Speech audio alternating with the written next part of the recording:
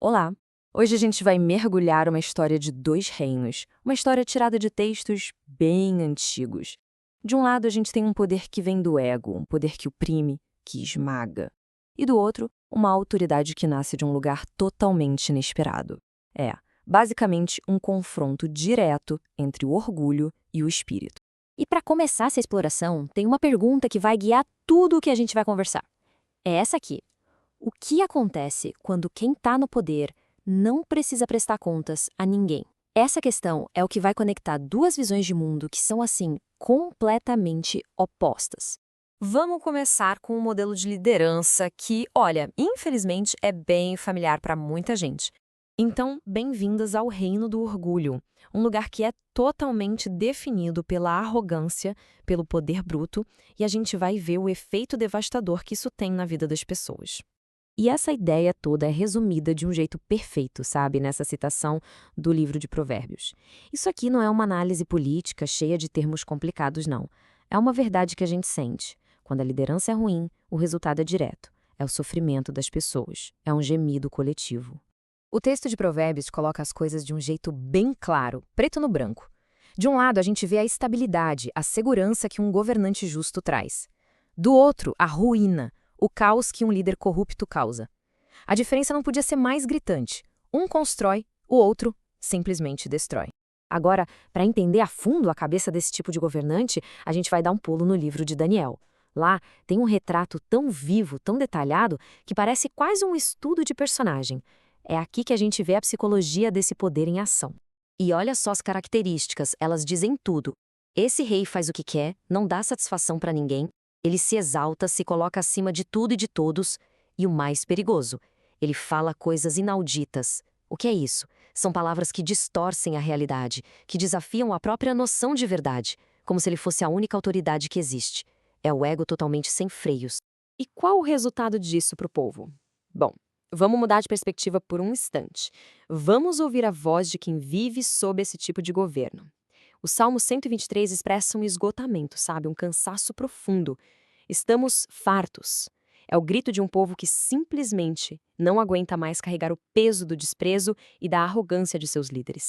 Com esse cenário de esgotamento, a pergunta que fica é: será que existe uma alternativa? Para encontrar uma resposta, a gente precisa mudar completamente de cenário. Vamos deixar os palácios para trás e ir para um lugar bem mais simples, para um encontro inesperado, um momento que vai introduzir uma ideia assim revolucionária. A cena que está lá no livro de João não podia ser mais comum, mais pé no chão. Pensa só, um poço, um viajante cansado, aquele calor do meio-dia. Aqui não tem trono, não tem símbolo de poder. É um jeito de lembrar que as ideias mais transformadoras muitas vezes não nascem em palácios, mas em lugares de necessidade básica, como a de ter sede e precisar de água. E aí, o inesperado acontece. Uma mulher da região chega perto do poço e uma conversa começa. Nesse ato tão simples, o de conversar, é que está a primeira revolução. O que parece um encontro por acaso, na verdade está prestes a quebrar barreiras sociais e religiosas gigantescas. O ponto principal aqui é o seguinte: essa conversa, pelas regras da época, simplesmente não deveria acontecer. Primeiro, existia um muro de ódio histórico entre judeus e samaritanos. E segundo, as normas sociais não permitiam que homens e mulheres conversassem assim, em público. Então, esse diálogo por si só já é um ato de quebra de regras. E isso é muito importante porque mostra que o novo modelo de autoridade começa justamente derrubando as barreiras que as pessoas criaram. A conversa, claro, vai ficando mais profunda. O viajante começa a falar de uma tal água viva. E aqui a mudança de foco é genial, do físico para o espiritual. Não se trata da água do poço que mata a sede só por um tempo. É sobre algo interno que satisfaz de verdade, para sempre. É o exato oposto daquele rei que precisa se exaltar o tempo todo por fora, sabe? Aqui, a fonte de valor, de satisfação, vem de dentro. A partir daí, a discussão vai para outro nível.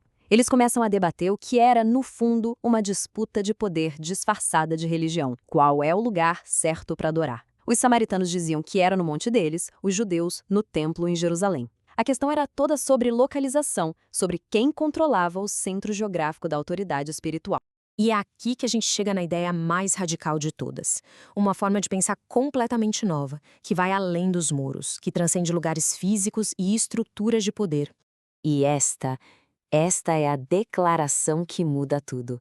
Uma nova era está chegando, uma em que o que importa não é mais o lugar. A adoração de verdade não está presa ao monte, a um templo, a uma cidade.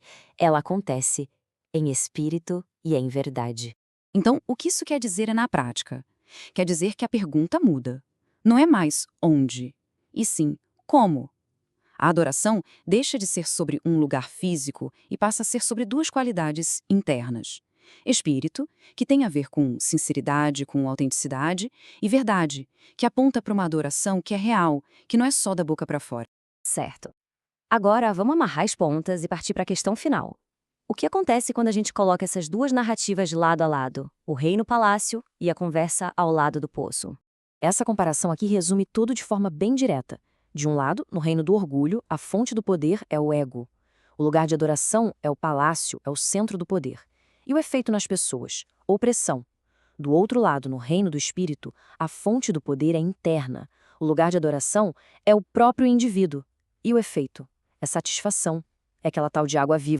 No fim das contas, a diferença fundamental é essa.